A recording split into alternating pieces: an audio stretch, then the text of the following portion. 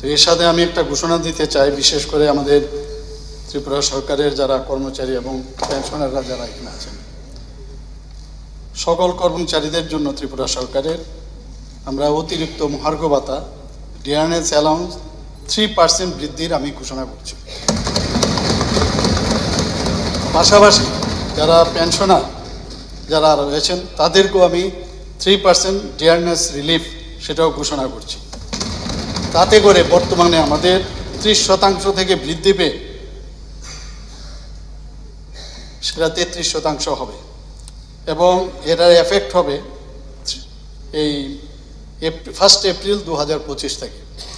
এতে করে এই বাবদ আমাদের প্রায় 300 কোটি টাকার ব্যয় আমাদের বহন করতে হবে। এর সাথে আমি একটা ঘোষণা দিতে চাই, বিশেষ করে আমাদের ত্রিপুরা সরকারের যারা কর্মচারী এবং পেনশনাররা যারা এখানে আছেন, সকল কর্মচারীদের জন্য ত্রিপুরা সরকারের আমরা অতিরিক্ত মহার্ঘ ভাতা ডিয়ারনেস অ্যালাউন্স 3% বৃদ্ধির আমি ঘোষণা করছি।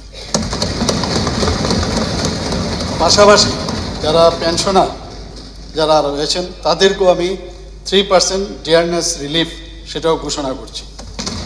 তাতে করে বর্তমানে আমাদের 30% থেকে বৃদ্ধি পেয়ে সেটা 33% হবে এবং এটার এফেক্ট হবে এই 1 এপ্রিল 2025 থেকে। এতে করে এই বাবদ আমাদের প্রায় 300 কোটি টাকার ব্যয় আমাদের বহন করতে হবে।